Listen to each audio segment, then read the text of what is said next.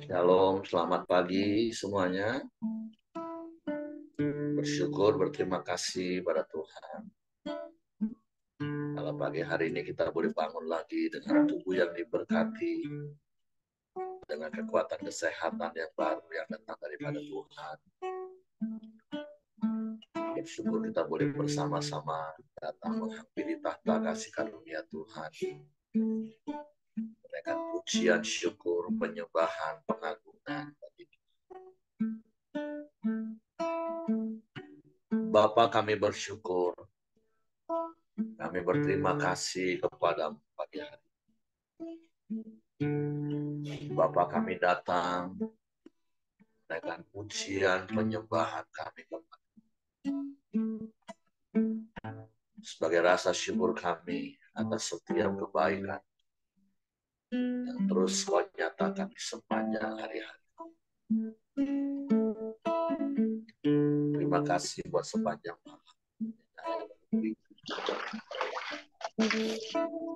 Terima kasih pagi hari ini kami boleh bangun dengan tubuh yang diberkati, dengan kekuatan kesehatan yang baru yang datang daripada Terima kasih buat kesempatan hidup satu hari lagi yang Kau beri bagi untuk kami jalani di sepanjang hari ini di dalam penyertaan dan sebab itu kami tak takut, kami tak gentar, sebab Engkau yang selalu ada bersama dengan kami. Terima kasih, terima kasih. Bapakku datang menyembahmu di sini. Ku percaya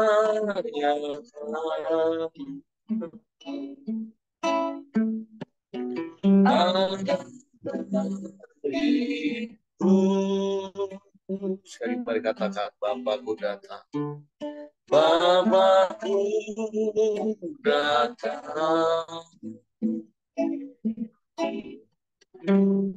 menyembahmu di sini. Ku percaya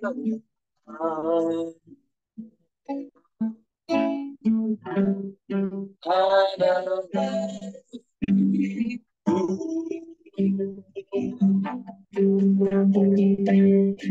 rasa hidup kamu sebagai sahabatku, tak sanggup tiba dari dalamku, tak sanggup tebas kau berhidupku, satu lemah kau kuatku, menyanyikan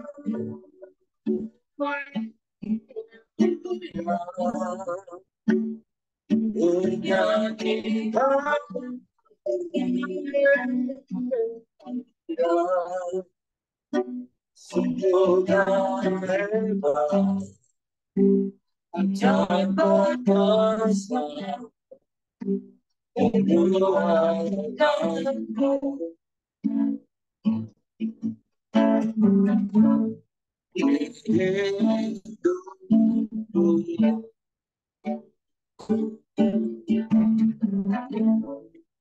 Bapa, kami datang padamu. Bapakku datang. Amin, amin.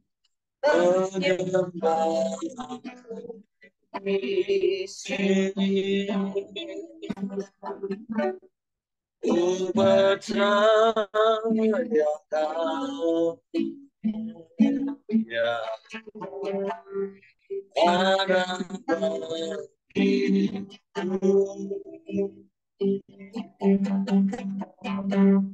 Kau sanggup aku selamatkan sertaku yang sanggup bimbang dari dalamku.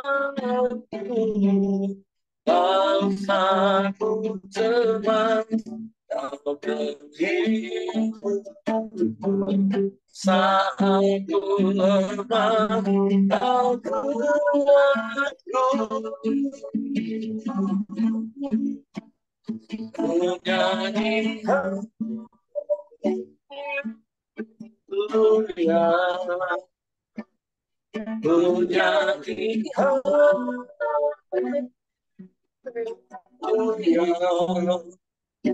Sungguh kau hebat, jangan sabar berbuat baru.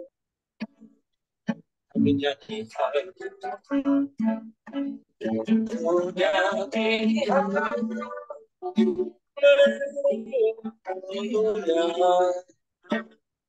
ku nyanyi haleluya.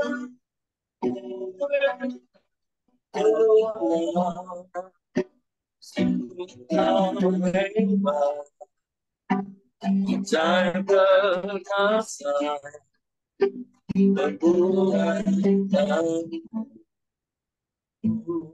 Dalam diriku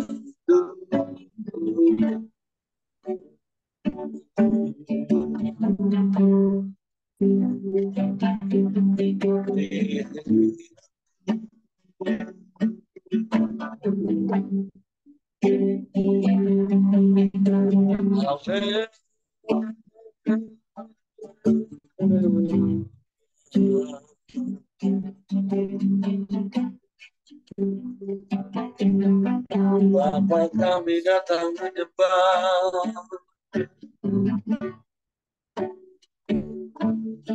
kami datang memuji, meninggikan nama-Mu,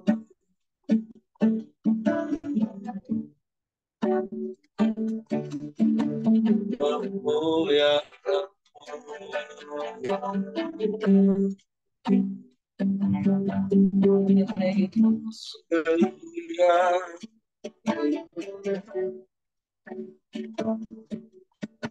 Haleluya,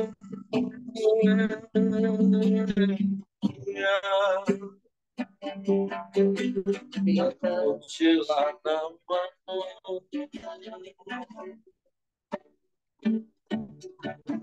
terpujilah nama-Mu.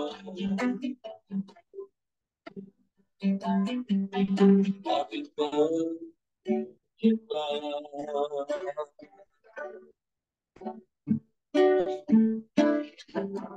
kami memuji, kami meninggikan-Mu, Yesus.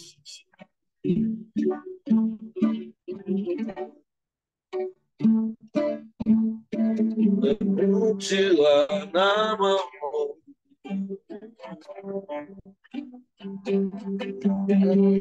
terpujilah nama-Mu.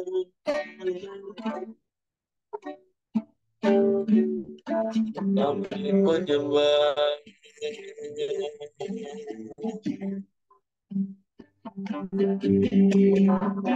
kami menyembah.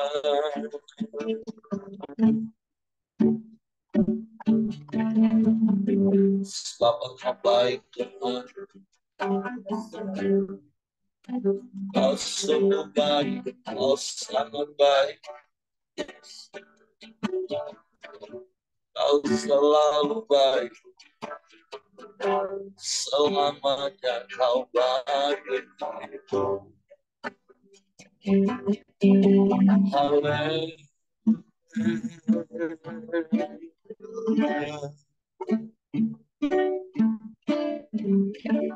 terpujilah, terpujilah nama-Mu,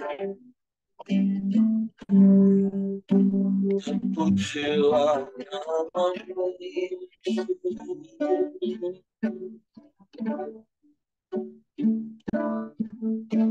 kami menyembah, meninggikanmu, Yesus, Yesus Tuhan.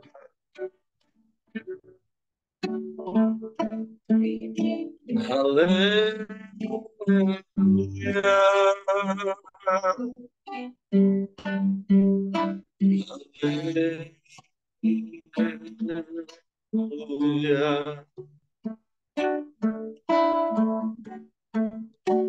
Ajaib, ajaib, Engkau Bapa yang baik.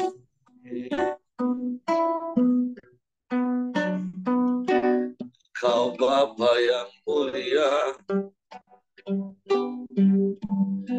Engkau Bapa yang setia.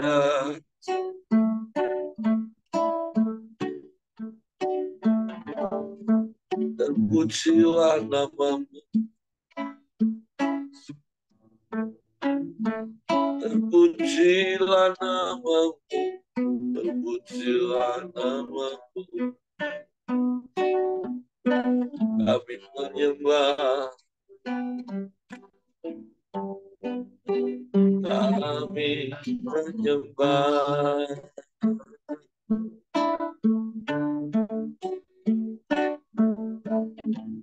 Engkau baik Tuhan,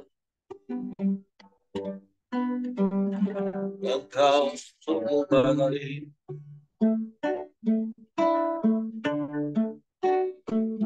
Engkau sangat baik.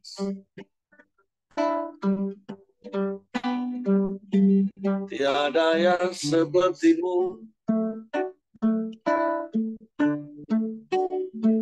tiada yang lain, hanya Engkau. Kau satu-satunya.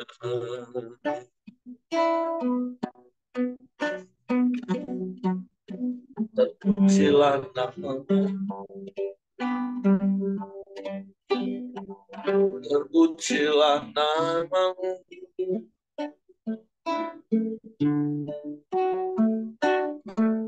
Kami menyembah, kami menyembah,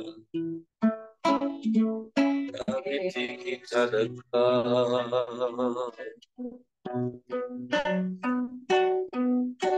Haleluya.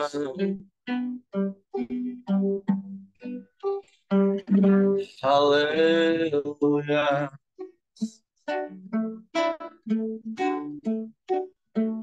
Segala puji, syukur, hormat, kemuliaan bagi nama. Tiada yang lain, hanya Engkau satu-satunya. Engkau pengharapan yang tak pernah mengecewakan. Engkau jawaban yang tak pernah salah. Engkau pertolongan yang tak pernah terlambat. Sungguh kami aman di dalam Bapa. Terima kasih. Terima kasih.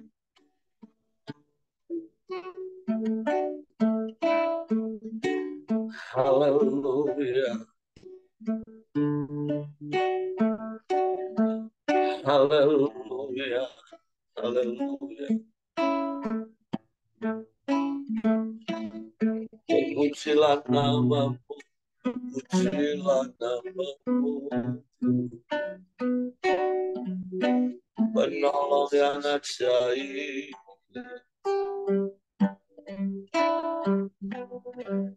Allah yang setia.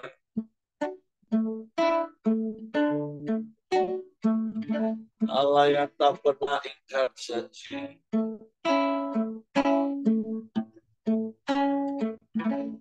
Allah yang selalu ada bersama kami. Terpujilah namamu,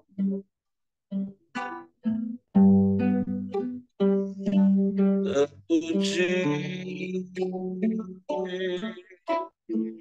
namamu, ya Allah baik,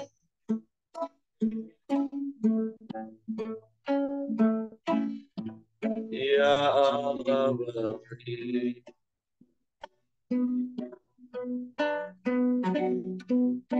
Sungguh baik, teramat baik. Tiada yang sepertimu,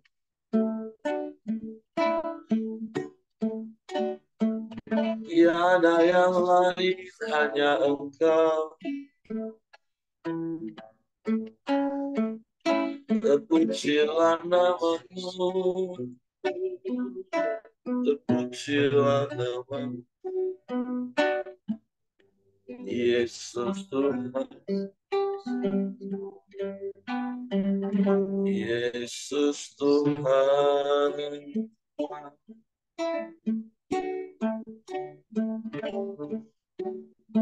Engkaulah segalanya bagi kami.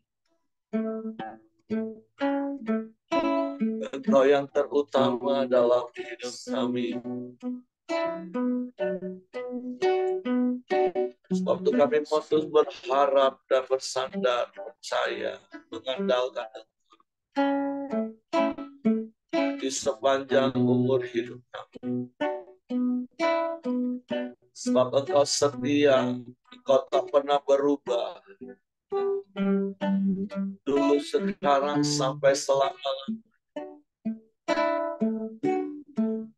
Baik kasih maupun kuasa-Mu. Kami bersyukur, kami bersyukur. Sebab kami mau percaya dan mempercayakan seluruh hidup kami sepenuhnya ke dalam. Sekalipun kami tak dapat melihat jalan-jalan di depan, tapi kami percaya rancangan-Mu atas hidup kami.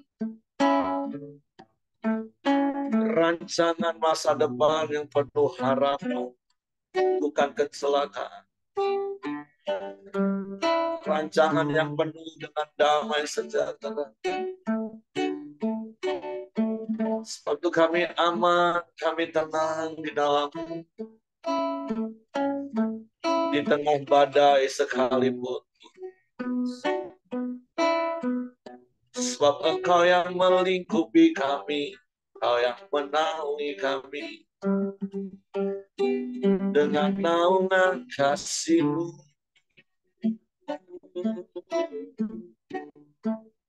Terima kasih, terima kasih. Terpujilah nama-Mu.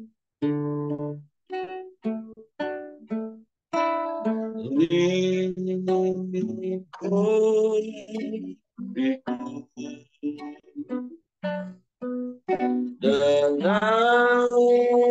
sayang-Mu.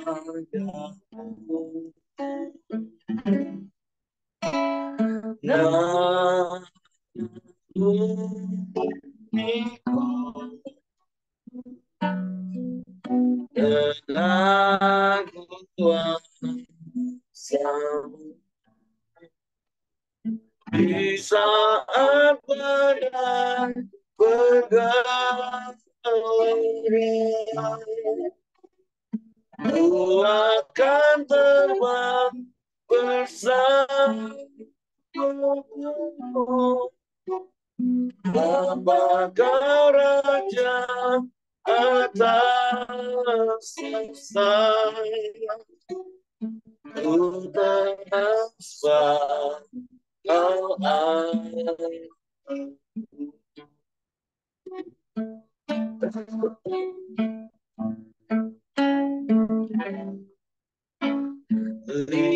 ikut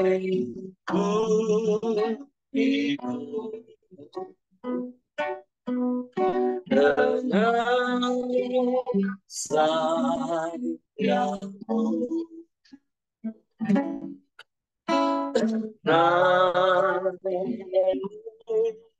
ikut dengan kuasamu, di saat badai bergelora, ku akan terbang bersamamu. Bapa kau raja atas semesta, ku ternasbah kau aku. Sekali katakan lingkupi kami Tuhan.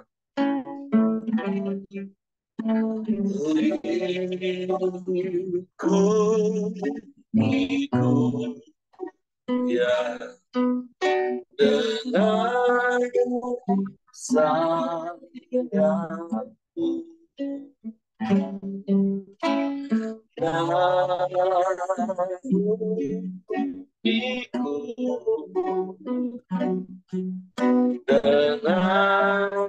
kuasa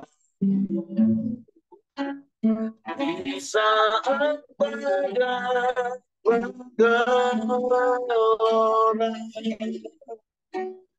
ku akan terbang bersamamu. Bapa kau raja atas semesta,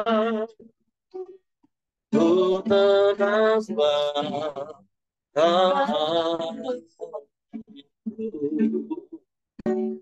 di saat badai bergelora, ku akan terbang bersamamu. Bapa kau raja atas semesta, ku ternasbah kau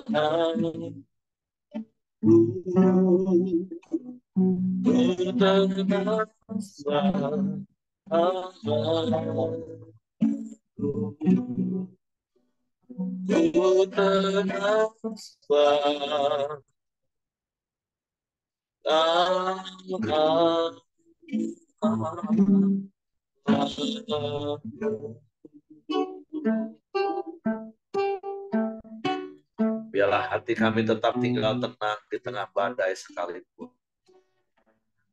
Sebab kami percaya Engkau yang melindungi, menjaga, Engkau yang melingkupi dan menaungi kami dengan kasih dan kuasa-Mu yang ajaib, yang terus Kau nyatakan dalam hidup. Untuk Bapa kami bersyukur, kami berterima kasih kepada, dan kami mau terus dalam lindungan. Kami mau terus tinggal di dalam, dan biarlah firman-Mu di dalam kami. Suatu pagi hari ini kami siapkan hati kami untuk firman. Roh Kudus, tolong kami untuk mengerti dan memahami firman, sehingga kami percaya dan kami melakukannya dalam nama Yesus. Kami sambut firman. Haleluya, haleluya. Amin. Oke, silakan Ko Ali. Oke, selamat pagi semua. Terima kasih buat kesempatannya, buat kepercayaan untuk bisa sharing pagi hari ini. Oke, sebelumnya kita akan bacakan, kita udah sampai di ayat 35 ya. Saya akan bacakan bagi kita semua. Judul perikopnya hari ini adalah Allah memperhatikan penderitaan manusia. Ayat pertama, maka berbicaralah Elihu, inikah yang kau anggap adil dan yang kau sebut kebenaran di hadapan Allah? Kalau engkau bertanya apa gunanya bagiku, apakah kelebihanku bila aku berbuat dosa? Akulah yang akan memberi jawab padamu dan kepada sahabat-sahabatmu bersama-sama dengan engkau. Ayat kelima, arahkanlah pandangmu ke langit dan lihatlah, perhatikanlah awan-awan yang lebih tinggi daripadamu. Jika engkau berbuat dosa, apa yang akan kau lakukan terhadap dia? Kalau pelanggaranmu banyak, apa yang kau buat terhadap dia? Jika engkau benar, apa yang kau berikan kepada dia? Atau apakah yang diterimanya dari tanganmu? Ayat ke-8, hanya orang seperti engkau yang dirugikan oleh kefasikanmu, dan hanya anak manusia yang diuntungkan oleh kebenaranmu. Orang menjerit oleh karena banyaknya penindasan, berteriak minta tolong oleh karena kekerasan orang-orang yang berkuasa. Ayat ke-10, tetapi orang tidak bertanya di mana Allah yang membuat aku dan yang memberi nyanyian pujian di waktu malam, yang memberi kita akal budi melebihi binatang di bumi dan hikmat melebihi burung di udara. Ayat ke-12, jika itu orang menjerit tetapi ia tidak menjawab oleh karena kecongkakan orang-orang jahat. Sungguh, teriakan yang kosong tidak didengar Allah dan tidak dihiraukan oleh yang maha kuasa. Lebih-lebih lagi kalau engkau berkata bahwa engkau tidak melihat dia, bahwa perkaramu sudah diadukan ke hadapannya, tetapi masih juga engkau menanti-nantikan dia. Ayat ke-15, tetapi sekarang karena murkanya tidak menghukum dan ia tidak terlalu mempedulikan pelanggaran, maka Ayub berbesar murut dengan sia-sia, banyak bicara tanpa pengertian. Ya, ayat pembacaan kita dari Ayub 1 sampai 16 ini. Ya, saya baca-baca, saya pikir-pikir dari kemarin kita udah sampai dari pasal 1 sampai pasal 35. Saya pikir-pikir berat juga loh Ayub menjalani hidupnya loh. Ya, istilahnya Tuhan sudah izinkan dia kena masalah. Ya, satu teman-temannya datang itu bukan menasehati, malah seakan-akan ya tanda kutip saya eh, beri itu beri apanya? Beri judulnya dia tuh dicerca ya. Misalnya dia tuh ya diocehin lah. Ya, sejenis kayak gitu ya. Sekarang sama Elihu digituin lagi gitu. Pikir-pikir kasihan juga lihat Ayub gitu loh. Ya, tapi itulah namanya hidup. Tapi pagi hari ini sebelum saya lanjut ya, uh, saya udah baca Ayub ini, baca, saya dengar sharing dari teman-teman semua ya. Saya pikir-pikir kenapa Tuhan izinkan Ayub kena apa Tuhan izinkan Ayub kena musibah, kena masalah ya.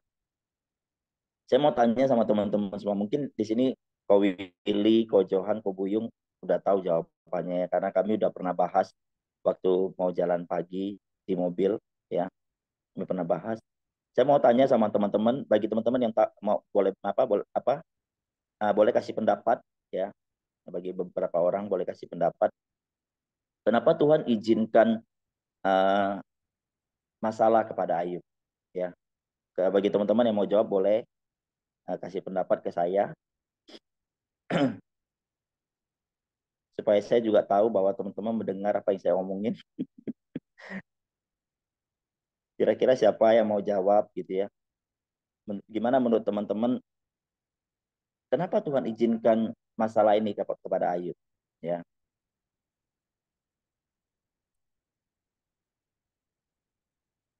ada yang mau jawab? Ada yang boleh kasih jawaban? Ko Hengki mungkin? Bapak Ibu.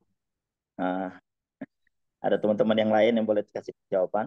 Kalau aku menjawab, mungkin aku sudah dapat bocoran dari kemarin kok. Oh, Oh, udah Hendra, dapat Hendra. bocoran ya? Hendra B itu nggak jawab saya. Oh gitu ya. Pak Ramli, Pak Ramli boleh kalau mau jawab. Karena Hengki udah tahu jawabannya, kita beri kesempatan kepada Hengki. Oh gitu. Oke Pak, makasih Pak. Coba Ko Hengki coba apa? Aku dapat bocoran dari kemarin dari orang gini. Kan dilihat dari gaya hidup anak-anaknya Ayub, Pak. Anak-anak Ayub kan hidup kan pesta pora, maksudnya tidak hidup di dalam takut akan Tuhan. Tapi Ayub itu mungkin tidak tegas ya dalam mendidik anak. Dia tetap membiarkan anak-anaknya hidup dengan gaya pesta atau gaya hidup kemewahannya. Tapi Ayub tetap membiarkan, tapi di situ Ayub ada meminta pengampunan setiap hari untuk anak-anaknya gitu loh. Jadi jatuhnya Ayub itu kompromi dengan setiap dosa-dosa anak apa yang dilakukan anak-anaknya. Ya, jadi dengan datang kepada Tuhan meminta pengampunan atas setiap dosa-dosa anaknya. Itulah yang aku dapat bocoran sedikit kok. Coba silakan Ko Ali jawab lagi kok. Oke, Terima oke. kasih. Thank you, udah kasih jawaban. Kalau kita baca, ya, saya baca berulang-ulang tentang Ayub. Kalau Bapak Ibu cerna, ya, kenapa Tuhan izinkan masalah itu ke Ayub, ya. Bapak Ibu boleh lihat, yang tadi Ko Hengki bilang itu kan anak-anaknya itu kan hidup hedon ya, kalau menurut saya untuk gaya sekarang ya, gaya mewah, pesta pora tiap hari gitu ya. Dan yang menjadi kesalahan Ayub itu membiarkan mereka, dan Ayub merasa Ayub mampu gitu loh. Ayub mampu karena dia punya segalanya. Dia setiap anaknya melakukan dosa, dia mengorbankan kambing domba gitu loh. Jadi dia mengandalkan hartanya gitu loh untuk masalah dosa, masalah pelanggaran yang anak-anaknya lakukan gitu loh. Jadi Ayub kompromi dengan dosa, kompromi dengan dosa, dengan uangnya, dengan hartanya gitu loh. Nah, itu yang saya dapat. Kenapa Tuhan mengizinkan masalah ke Ayub gitu loh, ya. Itu yang saya dapat ya. Mungkin teman-teman bisa dapat yang lain ya. Saya juga berpikir gini loh, kadang kita sebagai hamba Tuhan ya, kita harus berhikmat juga dalam menasihati orang kadang. Ya, kadang kita ketemu teman yang punya masalah ya. Ya bukan seperti sahabatnya Ayub ini diocehin, dicerca ya, disalahkan. Itu kadang ya mereka udah kena masalah ya, istilahnya kalau istilah sekarang ini itu udah jatuh ketimpa tangga lagi gitu. Jadi bebannya tambah berat kalau dia digituin. Jadi kita sebagai hamba Tuhan, sebagai teman, sahabat, kalau teman punya masalah ya kita uh, menasehatin dia dengan secara normal, bukan disalahkan gitu, bukan disalahkan. Tapi kalau misalnya udah dinasehatin nggak mau dengar, ya boleh kita agak keras dikit ngomongnya gitu. Ya itu ada tahap-tahapannya ya kalau menurut saya. Oke, yang kita mau bahas bukan di situ ya. Itu hanya uh, awalnya ya, pembukaan ya. Jadi dari Ayub 35 ini ada 1 sampai 16. Ada dua hal yang saya dapat ya. Bacaan ini ada dua hal yang saya dapat. Yang pertama itu dari ayat 2 sampai ayat 5 ya. Saya akan bacakan bagi Bapak Ibu semua. Inikah yang kau anggap adil dan yang kau sebut kebenaran di hadapan Allah? Kalau engkau bertanya apa gunanya bagiku, apakah kelebihanku bila aku berbuat dosa? Akulah yang akan memberi jawab kepadamu dan kepada sahabat-sahabatmu bersama-sama dengan engkau. Arahkan pandanganmu ke langit dan lihatlah, perhatikanlah awan-awan yang lebih tinggi daripadamu.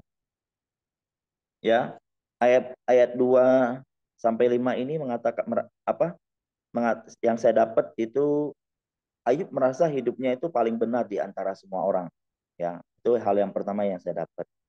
Ayub itu merasa dirinya itu udah hidupnya paling benar di hadapan semua orang. Ya, dia sudah melakukan, dia merasa hidup dia saleh, hidup dia, anak-anak yang tadi saya bilang, anak-anaknya melakukan pelanggaran dia korbankan. Ya, Ayub merasa hidupnya itu udah paling benar. Di antara semua orang, hidup dia yang paling benar. Ya. Jadi itu kalau menurut saya itu kesombongan ya kesombongan. Jadi eh, Bapak Ibu teman-teman, kita harus belajar ya apa yang sudah Tuhan percayakan ke kita, ya bisnis, keluarga, ya anak-anak, kita harus belajar, kita harus kelola dengan baik ya. Kalau itu yang saya dapat. Eh, ini saya sampai hari ini masih belajar ya, membina apa, belajar untuk membina keluarga, membina anak-anak, menjalin hubungan dengan anak-anak dengan baik ya. Sampai hari ini saya masih belajar menjadi suami, menjadi orang tua yang baik ya. Jadi eh, ayat 2 sampai 4 ini, hidup yang Ayub merasa hidupnya paling benar itu kesombongan kalau menurut saya ya. Ayub merasa hidupnya paling benar. Dia merasa diri dia paling suci, orang lain nggak ada apa-apanya ya. Jadi kita harus belajar bahwa kita ini dibenarkan bukan karena perbuatan kita ya, bukan karena kita hebat, bukan karena kita bisa mencapai sesuatu, bukan, tapi kita bisa ada sampai hari ini, kita bisa pelayanan itu semua karena kepercayaan ya, karena anugerah. Jadi itu yang harus harus kita tanamkan dalam dalam dalam benak kita, dalam pikiran kita. Semua yang dipercayakan ke kita, harta, semua itu hanya kepercayaan dan kita hanya pengelola. Itu yang harus kita belajar sampai hari ini. Bukan kita merasa kita orang paling paling semua, paling kaya, paling hebat, paling pinter, paling benar gitu. Enggak. Jadi kita harus belajar dari itu ya. Lalu poin kedua yang saya dapat itu di ayat 12 sampai ayat 14, saya akan bacakan bagi Bapak Ibu semua. Ayat 12, ketika itu orang menjerit tetapi ia tidak menjawab oleh karena kecongkakan orang-orang jahat. Tunggu, teriakan yang kosong tidak didengar Allah dan tidak dihiraukan oleh Yang Maha Kuasa. Lebih-lebih lagi kalau engkau berkata bahwa engkau tidak melihat dia, bahwa perkaramu sudah diadukan ke hadapannya, tetapi masih juga engkau menanti-nantikan dia. Tapi sekarang karena murkanya tidak menghukum dan ia tidak terlalu mempedulikan pelanggaran, maka Ayub udah kelewatan. Ayat 12 sampai 14. Jadi ayat 12-14 ini berkata, yang saya dapat yaitu Ayub merasa doanya itu tidak dijawab oleh Tuhan gitu. Ya. Ayub merasa di ayat 12 terutama ya. Ayub merasa dia sudah menjerit tetapi tidak ada jawaban. Ya. Jadi kadang kita berdoa, kita meminta itu untuk kepentingan kita pribadi gitu loh, untuk keinginan kita, keegoisan kita sendiri gitu loh ya. Bukan sesuatu yang maksudnya seperti yang kemarin Ko Buyung bilang ya. Kita berdoa itu bukan kebutuhan. Bukan kebutuhan punya yang kita doakan, yang kita minta ya. Tapi yang kita minta itu ya maksudnya untuk sesuatu yang wah gitu, untuk sesuatu yang bukan kebutuhan kita gitu. Oh, ini belum butuh. Seperti kemarin kesaksian Ko Buyung ya. Ko Buyung bilang saya kadang Ko Buyung cerita gitu kemarin, saya bilang saya pikir-pikir berdoa buat handphone, berdoa. Saya pikir kalau dia mau beli handphone itu sekejap mata aja dia mau beli gitu. Ya kan? Ya gampang lah bagi Ko Buyung mau beli handphone yang harga misalnya 5-6 juta, itu gampang bagi dia. Tapi dia berdoa buat beli handphone. Bukan karena dia nggak mampu gitu loh. Tapi itu butuh nggak, perlu nggak dia beli gitu loh. Udah saatnya belum dia beli gitu loh. Jadi itu nilai-nilai saya bilang oh kayak gitu gitu. Saya belajar gitu. Kadang kami Hapruta teman-teman ngobrol gitu ya. Saya belajar. Teman-teman ngobrol ya. eh, Gaya hidup gimana. Saya belajar. Ya, saya belajar eh, hmm, gimana cara mengelola, cara membeli sesuatu ya. Kalau saya belajar ya, saya banyak belajar karena saya tipenya kalau misalnya dulu saya mau sesuatu saya harus beli gitu. Jadi apa yang menjadi itu saya kadang anggap ini saya nggak butuh loh, kadang merasa saya udah beli, saya berasa, "Oh, ini untuk apa saya beli," gitu loh. Jadi saya belajar kadang lewat Hapluta ini, saya banyak belajar bagaimana mengelola dengan baik ya. Saya berdoa, saya meminta kepada Tuhan sesuatu yang saya butuhkan, bukan yang untuk sesuatu yang saya mau tunjukkan kepada orang lain ya. Lalu kita berdoa kadang tuh ya, eh, seakan-akan doa kita itu kosong loh, nggak ada seperti yang ayat ke-13 ya, teriakan teriakan yang kosong tidak didengar Allah ya. Doa yang kita minta kepada Tuhan tuh kosong gitu loh. Maksudnya nggak ada powernya gitu, nggak ada kuasanya gitu. Jadi eh, gimana Tuhan mau jawab doa-doa kita gitu. Jadi saya eh, berdoa dengan iman gitu ya, berdoa dengan iman ya. Eh, Sesuatu yang kita minta itu harus dengan iman, kita yakin bahwa Tuhan akan kasih ya. Saya hari-hari ini bergumul ya untuk masalah pribadi saya. Saya sampai hari ini saya punya iman bahwa semuanya akan selesai dengan cepat, dengan baik ya. Itu harapan saya. Sesuatu itu apa yang saya imani kan belum terjadi saat ini ya. Tapi saya punya iman, saya percaya semuanya akan selesai, semua akan beres. Karena saya berharap kepada Tuhan ya. Saya berharap kepada Tuhan, saya minta kepada Tuhan, uh, pasti Tuhan berikan kepada saya. Ya, saya nggak tahu waktunya kapan. Uh, saya jawaban Tuhan itu ya dan tunggu. Saya yakin.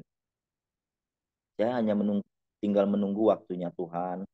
Saya percaya uh, suatu hari saya akan kesaksian. Ya, kali ini doa-doa saya sudah Tuhan jawab. Ya. Uh, Lalu kadang kita berdoa seperti orang yang gimana ya? Uh, saya kesaksian ya, waktu saya baru percaya kepada Tuhan. Saya kan uh, di rumah itu saya orang pertama yang percaya Tuhan ya. Mama, papa, adik-adik itu belum percaya Tuhan. Pada saat saya percaya Tuhan itu, saya punya satu kerinduan gitu loh. Secara otomatis saya punya satu kerinduan bahwa saya berdoa saya rindu keluarga saya diselamatkan sama Tuhan. Tahun 94 saya dibaptis, itu api menyala-nyala dalam diri saya gitu ya. Jadi saya berdoa buat mama saya berdoa buat adik-adik saya. Saya berdoa buat mama saya itu 5 tahun. Ya, mama saya akhirnya puji Tuhan dia boleh kenal Tuhan. Dia percaya kepada Tuhan. Ya, uh, walaupun papa saya harus dipanggil Tuhan ya pada saat itu. Tapi nggak lama kemudian mama saya bertobat dan percaya Tuhan. Ya, itu bisa pada saat mama saya percaya itu ada satu sukacita ya, ada satu uh, harapan yang besar gitu loh. Saya berdoa 5 tahun buat dia percaya Tuhan, buat adik-adik saya ya. Akhirnya kedua adik saya gimana, kami kan saya nggak sendiri lagi, saya udah ada mama kan, saya berdoa sama mama, saya bilang, "Ma, yuk kita berdoa buat adik-adik." Jadi jika orang percaya berdoa apa yang dia minta, Tuhan akan kasih. Itu yang saya klaim terus janji firman Tuhan. Ya, jadi puji Tuhan beberapa tahun kemudian kedua adik kami percaya Tuhan. Jadi Bapak Ibu, teman-teman semua, yuk kita apa yang menjadi pergumulanmu hari-hari ini ya. Ya. Apa yang menjadi kerinduanmu hari-hari ini? Ya, mungkin kau berdoa buat keluargamu, mungkin kau berdoa buat apa yang menjadi kebutuhanmu, apa yang menjadi kerinduanmu. Berdoalah dengan sungguh-sungguh gitu ya. Saya percaya Tuhan akan jawab semuanya. Ya. Jadi ada 2 hal yang saya dapat hari ini, pagi ini ya. Yang pertama itu tentang Ayub. Ayub merasa dapat. Hal kedua yang saya dapat, Ayub merasa doanya tidak dijawab. Ya, jadi Bapak Ibu, Tuhan itu nggak pernah meninggalkan kita. Ya, Dia ada apapun kondisi kita saat ini, apapun posisi kita saat ini, kita di atas, kita di bawah, kita dimanapun posisi kita. Dalam keadaan kita kelam pun, dalam keadaan kita melakukan dosa pun, Tuhan ada bersama-sama dengan kita. Dia nggak pernah meninggalkan kita, Bapak Ibu. Ya, itu yang saya rasakan hari-hari ini. Tuhan nggak pernah meninggalkan, Tuhan menyertai. Saya bersyukur punya teman-teman Hafruta ya, punya orang-orang yang luar biasa yang peduli ya. Saya kadang kalau misalnya keluar sendiri, saya selalu video call mereka ya, buat jaga-jaga satu ya, supaya ada teman buat ngobrol juga ya. Jadi kita hidup itu nggak bisa hidup sendiri, kita butuh orang lain ya, kita butuh orang lain untuk menjaga hidup kita. Ya, itu aja yang saya dapat Pak Heri, 2 poin itu. Mungkin Pak Heri mau tambahkan. Sekian, selamat pagi semua, Tuhan Yesus memberkati. Oke, terima kasih untuk Ko Ali buat sharing firman Tuhan pagi hari ini. Tentu ini dari sisi Ayub secara manusiawi dalam ketidaktahuan ya, seperti apa yang disampaikan oleh Ko Ali. Tapi kalau secara khusus di pasal 35 ada hal ingin saya sampaikan. Dan sebelumnya saya ingin menjawab pertanyaan yang di awal tadi. Mengapa Tuhan menguji Ayub? Nah, satu-satunya jawaban yang bisa saya dapat ketika kita baca kitab Ayub, itu karena Tuhan mengenal siapa Ayub. Tuhan tahu betul, Tuhan tahu persis siapa Ayub, termasuk siapa kita. Dan Tuhan izinkan itu karena Tuhan tahu kapasitas dan kemampuan Ayub pada akhirnya ya. Pada akhirnya Ayub itu akan kuat. Sama seperti kita orang tua, sama seperti para guru, memberi ujian itu tentu dalam batas pengetahuan mereka bahwa murid-murid ini bisa, atau anak kita ini bisa. Nah, jadi satu-satunya alasan mengapa Tuhan menguji Ayub, karena Tuhan sangat mengenal Ayub. Nah, walaupun memang dalam prosesnya kita tahu kan Tuhan yang mengenal Ayub. Kalau Ayub hanya tahu tentang Tuhan dengan standar dan ekspektasi manusia. Nah, tapi di pasal 35 ini secara khusus saya mau sampaikan sekali lagi, kita belajar beberapa hari ini tentang Elihu, seorang yang bijak walaupun muda. Nah, di pasal 35 ini sekali lagi, Elihu tidak menghakimi Ayub seperti teman-teman sebelumnya, sehingga meneguhkan memang Tuhan itu jelas patokannya, kalau salah dihukum, kalau benar diberkati. Nah, makanya kalau Bapak Ibu baca di pasal 35 ini, apalagi kalau pakai bahasa Indonesia masa kini. Nah, ada satu kata yang Pak Simon sering katakan, saya nggak pernah mau ngomong orang itu salah, tapi orang itu keliru. Contoh saya bacakan ya, ayat yang pertama di pasal 35, kalau pakai bahasa masa kini. Ayub, engkau keliru jika menyangka bahwa di mata Allah engkau tak bersalah. Engkau hilaf jika bertanya apa pengaruh dosamu terhadapnya dan keuntungan apa yang kau terima kalau engkau tidak berbuat dosa. Nah, kalau di ayat 5 dan di ayat 6 dan 7 ini lebih jelas lagi Bapak Ibu. Artinya di pasal ini Elihu sedang meluruskan pandangan Ayub. Pandangan yang juga secara umum manusia akan lakukan. Itu kalau aku berbuat dosa ya wajarlah aku dihukum. Tapi aku ini berbuat benar, harusnya aku diberkati. Nah, Elihu jelasin, bukan seperti itu. Ayat yang tenang ngomong gini, jika engkau berbuat dosa, Allah itu nggak rugi. Jika salahmu banyak, ia itu nggak terpengaruh. Terus sebaliknya ayat 7, kalau engkau berbuat baik, Allah juga nggak kau bantu, karena dia nggak perlu apapun daripadamu.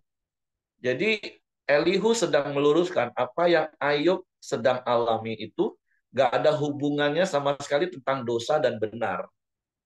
Kau berbuat dosa atau kau berbuat baik, enggak. Karena kalaupun kau buat dosa, Tuhan juga nggak rugi apa-apa kok. Dan kalau kau berbuat baik, Tuhan juga nggak dapat untung apa-apa. Ini memang semata-mata Tuhan sedang menguji engkau supaya engkau lebih mengenal Tuhan. Makanya di ayat terakhir Elihu kasih nasihat. Lebih baik ya sudah kalau gitu kamu berhenti aja ngomong daripada kamu ngomong tapi nggak tahu sehingga jadi salah ngomong dan akhirnya salah sangka terhadap Tuhan, salah tafsir tentang Tuhan. Nah, jadi sekali lagi kita belajar ya dari si Elihu ini. Ketika kita sedang menasehati orang. Kan orang kalau lagi emosi, lagi sensi, kadang pikiran kan bisa jadi kacau. Semua jadi salah. Nah, jadi kita belajar beberapa pasal ini dari Elihu, bagaimana kita ini mengcoaching orang, menasehati orang, meluruskan lagi pola pikirnya, supaya akhirnya dia bisa berpikir dengan benar, tanpa menyalahkan. Makanya kalau di ayat ini, di terjemahan masa kini, saya setuju dengan Pak Simon. Dia selalu memakai kata, kau tidak salah, kau ini cuma keliru. Nah, orang yang keliru itu pikirannya harus dilurusin lagi. Nah, jadi apa yang Elihu lakukan di pasal 35 ini sedang meluruskan lagi pikiran Ayub yang sudah jadi semakin kacau karena emosi, karena saling serang, saling menyerang dengan tiga sahabat. Jadi berkaitan seperti apa yang tadi ditanyakan oleh Ko Ali di awal ya. Kenapa Tuhan menguji Ayub? Satu-satunya alasan yang bisa saya temukan ketika baca kitab Ayub, karena Tuhan itu kenal secara pribadi Ayub. Tuhan tahu. Makanya dengan sedikit, kalau bahasa saya, Tuhan dengan bangga nunjukin kepada iblis, tuh, lihat hambaku Ayub. Bahkan ketika iblis ngomong, oh itu kan karena bla bla bla bla. Tuhan ngomong, oke silakan, uji. Nah, walaupun tentu dalam prosesnya, dalam ketidaktahuan Ayub dan tidak pengenalan Ayub akan Allah, Ayub bisa punya pandangan yang salah. Karena memang itu sangat manusiawi kan. Ketika kita nggak ngerti, kita nggak paham, terus kita cuma punya standar, ya kalau aku dosa, ya sudahlah, wajarlah Tuhan hukum aku. Tapi kalau aku buat baik, ngapain pula Tuhan berperkara dengan aku? Nah, itu kan pandangan yang salah. Nah, pandangan itulah yang diluruskan Elihu di pasal 35 ini. Nah, itulah juga pembelajaran bagi kita. Ketika kita nasihati orang, jangan fokus pada kesalahannya, perbuatannya maksud saya, tapi pola pikir, luruskan lagi. Makanya seperti yang berkali-kali saya katakan, orang kalau salah, dinasehati itu gampang. Sama seperti kalau kita pakai Google Map atau Waze. Ketika Google Map kasih tahu, kita salah arah, putar balik. Waktu kita sadar, oh iya ya kita salah nih. Orang akan cepat putar balik. Nah, masalahnya kenapa banyak orang yang sudah salah tapi nggak mau putar balik? Karena pikirannya yang salah, pola pikirnya yang salah. Aku pikir aku benar kok. Kalau aku salah dihukum Tuhan wajar. Ini aku tidak salah. Nah itu kan makanya Elihu luruskan. Ini urusannya bukan karena kau berdosa, bukan karena kau berbuat baik. Tidak ada urusan sama sekali ini. Tuhan memang sedang mau menyelidiki hatimu lebih dalam untuk kau mengenal Tuhan. Nah itu yang saya tangkap, yang saya dapat. Nah makanya Bapak Ibu, hari-hari ini ketika kita sedang mengalami situasi yang terkadang kita rasanya nggak bisa terima, belajarlah untuk menenangkan hati. Tentu sekali lagi di dalam Tuhan nggak ada penghakiman dan penghukuman. Walaupun kalau ada hal yang salah kita buat, akibatnya tetap kita tanggung. Tapi dari sisi Tuhan, Tuhan nggak akan pernah hukum kita. Nggak ada untungnya juga Tuhan hukum kita. Kan seperti ayat itu tadi dikatakan. Kalau kita buat dosa itu tidak ada pengaruh bagi Tuhan. Tuhan juga nggak rugi apapun. Waktu kita berbuat baik, Tuhan juga tidak untung apapun. Emangnya Tuhan keisengan. Tapi tentulah sekali lagi segala sesuatu itu ada maksud dan tujuan. Tujuannya cuma satu. Seperti bahasa saya yang sering saya katakan, Tuhan itu ingin melatih kita. Nah, tapi fokuslah dalam hidup kita untuk semakin mengenal Tuhan. Memang kadang pikiran kita bisa keliru tentang Tuhan. Tapi dengan berjalannya waktu kita semakin mengenal Tuhan. Atau ketika orang menasehati kita. Tentu nasihat yang bukan menghakimi ya, nasihat yang meluruskan pikiran kita. Mari kita terima dengan rendah hati supaya pikiran kita tadi yang salah jadi benar tentang Tuhan. Nah, itulah butuhnya seperti Ko Ali bilang tadi, sahabat, orang-orang yang jadi hafruta kita. Sehingga ketika pikiran kita keliru, diluruskan lagi. Nah, makanya seperti 2 hari yang lalu atau kemarin saya katakan, ketika kita nasihatin orang, fokusnya jangan pada perbuatan dia. Fokusnya arahkan dia untuk kembali kepada Tuhan. Dan bagaimana Tuhan itu secara benar harus kita kenal. Nah, itu saja sih yang saya tambahkan. Oke, terima kasih Ko Ali buat sharingnya. Ya tentu sekali lagi seperti yang Ko Ali sampaikan dari sisi manusia, ya kita bisa paham lah dari kitab Ayub ini. Tapi hari ini kita belajar dari Elihu, bagaimana dia meluruskan pikiran yang keliru dari Ayub tentang Tuhan. Dan itu kita butuh orang lain. Saya setuju seperti apa yang Ko Ali bilang, katakan tadi. Kita ini butuh orang, kita butuh sahabat rohani. Kadang-kadang pikiran kita sendiri ini bisa keliru. Apalagi kalau lagi kondisi emosi, sensi. Makanya berkali-kali juga saya ajarkan, kalau lagi emosi jangan buat statement apapun, apalagi keputusan. Udah pasti salah itu nanti. Karena emosi dasarnya. Semakin ngaco, semakin ngawur. Jadi lebih baik belajar menenangkan hati, kuasai diri, berdiam diri, kata firman Tuhan. Dan kalau ada teman-teman yang nasihati, dengerin baik-baik, karena kalau nasihat itu memang meluruskan lagi pola pikir kita, ya mari kita lurus lagi pola pikir kita. Supaya melencengnya nggak tambah jauh. Seperti itu Bapak Ibu. Oke, terima kasih. Itu saja yang saya tambahkan. Terima kasih Ko Ali. Silakan, Heng. Ya, mari kita masuk dalam doa syafaat kita di pagi hari ini. Bapak, terima kasih. Kami bersyukur buat pagi hari yang indah ini ya Bapak. Setiap kami bisa bangun dengan keadaan baik dan sehat ya Tuhan. Terima kasih. Setiap kami juga bisa datang kepadamu ya Tuhan. Menyembah, memuji, dan meninggikan namamu ya Bapa. Kami bersyukur ya Tuhan di pagi hari ini juga Tuhan. Kami terus mendapat nilai-nilai ya Bapa. Kami mau Tuhan hidup dengan rendah hati di hadapan-Mu ya Tuhan.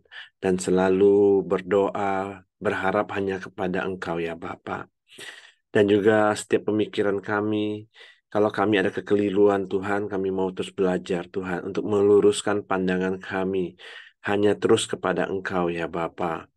Biarlah melalui sahabat kami, melalui hapruta kami atau teman-teman kami Tuhan, kami terus belajar Tuhan untuk meluruskan cara pikir kami, pandangan kami ya Tuhan, supaya kami lebih sungguh-sungguh lagi, lebih mengenal lagi Tuhan sebagai pencipta kami yang selalu ada dalam hidup setiap kami ya Bapa.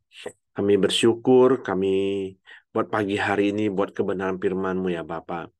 Dan juga buat Ko Ali yang telah menyampaikan kebenaran-Mu, Tuhan terus berkati, dan juga apapun pergumulannya ya Bapa, yang saat ini yang dihadapi ya Tuhan, kami juga berdoa, kami sepakat ya Tuhan, biarlah Tuhan Allah memberikan jawaban yang terbaik kepada Ko Ali dan keluarganya ya Tuhan.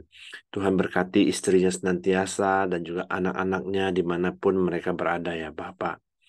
Biarlah keluarga ini menjadi keluarga yang harmonis, keluarga yang hidup takut akan Engkau ya Bapa, dan keluarga yang menjadi contoh bahwa Engkau ada di tengah-tengah mereka ya Tuhan. Tuhan senantiasa berkati keluarga besar Ko Ali ya Bapa. Terima kasih dan juga setiap kami yang hadir, baik istri, suami, dan juga anak-anak menantu kami, dan cucu kami juga Tuhan berkati senantiasa ya Bapa. Biarlah apapun di dalam kehidupan keluarga, setiap keluarga kami, pergumulan kami, Tuhan, setiap doa-doa kami, Tuhan juga memberikan jawaban yang terbaik ya Bapa. Tuhan juga berkati pekerjaan dan usaha kami ya Tuhan. Terima kasih.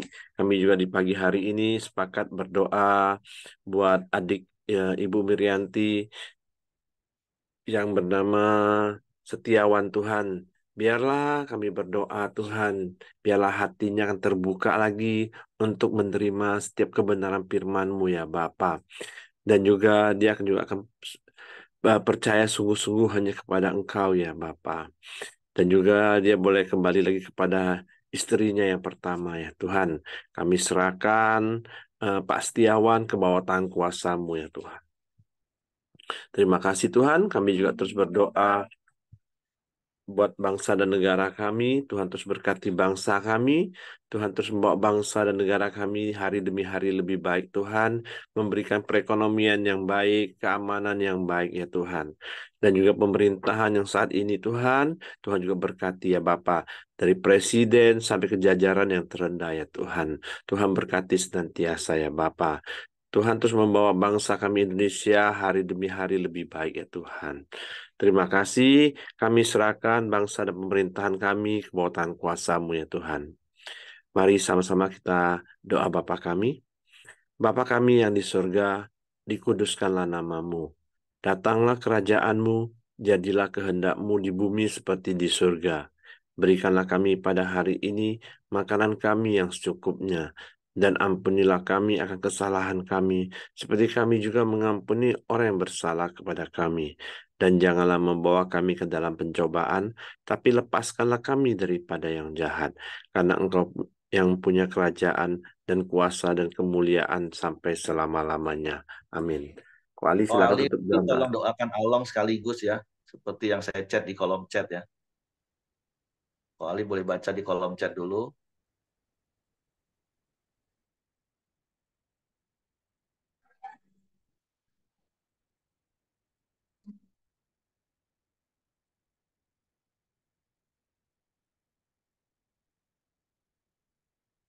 Nggak ada masuk, Oh di chat saya nggak ada ya? nggak ada. Oh, doakan Along Oh, untuk ginjal dan saluran kemihnya ya, karena dia oh iya, agak iya. salah beberapa. Oke, oke, yuk. Oke. Mari kita berdoa. Bapak, terima kasih Tuhan buat sekali lagi kesempatan yang Tuhan berikan untuk kami bisa datang kepadamu Tuhan. Kami bersyukur, kami percaya penyertaan sempurna atas hidup kami Bapak. Bapak, kami saat ini bersatu hati berdoa buat Along Tuhan. Kami berdoa Tuhan buat kendalanya di saluran kemih Tuhan. Kami berdoa dalam nama Yesus. Kami percaya Tuhan bilur-bilur-Mu menyembuhkan Bapak. Amin dalam nama Kami Tuhan berdoa Yesus. dalam nama Yesus. Kami orang percaya berkumpul berdoa dalam nama Yesus. Kami klaim janji firman-Mu, apapun yang kami minta, Tuhan berikan kepada kami. Kami klaim janji firman-Mu Tuhan. Kami minta kesembuhan Along Bapa dalam nama Amin. Yesus. Kami percaya bilur Yesus menyembuhkan Along Bapa. Dalam nama Yesus kami percaya Tuhan, proses apapun yang terjadi, kami percaya Along tetap bersyukur kepada Engkau Bapa. Bapa berdoa dalam nama Yesus. Biarlah dia tetap setia kepada Engkau Bapa. Percaya kepada Engkau Tuhan, mengandalkan Engkau dalam segala perkara Bapa. Hamba berdoa penyertaan-Mu sempurna atas Along dan keluarga Tuhan, buat Meliana dan anak-anaknya Tuhan. Hamba berdoa dalam nama Yesus, apa menjadi pergumulan, kerinduan hati mereka Tuhan Allah yang menjawab Bapa. Hamba serahkan Along dan keluarga ke dalam tangan kasih-Mu. Nama Tuhan dimuliakan. Terima kasih Tuhan, hamba berdoa Tuhan buat setiap kami yang hadir pagi hari ini. Biarlah apa yang menjadi kerinduan kami, Tuhan Allah yang menjawab Tuhan. Kami yang sakit Tuhan Allah sembuhkan, kami yang lemah Tuhan kuatkan. Kami hamba percaya Tuhan, dalam setiap langkah kami, nama Tuhan dipermuliakan. Apapun yang kami pegang Tuhan buat berhasil. Kemanapun kaki kami melangkah, penyertaan Tuhan sempurna atas setiap kami Bapa. Terima kasih Tuhan, kami mulai aktivitas kami hanya di dalam nama-Mu Bapa. Dalam nama Tuhan Yesus kami berdoa. Haleluya. Amin. Oh ya Bapak Ibu info, kalau untuk permohonan doa, kalau mau japri, boleh japri ke Bapak Hengki, jangan ke saya, karena HP saya juga nggak akan kebaca. Atau chat aja di kolom chat Bapak Ibu. Karena yang akan mendata doa-doa itu Bapak Hengki. Jadi kalau mau ada kolom doa di chat,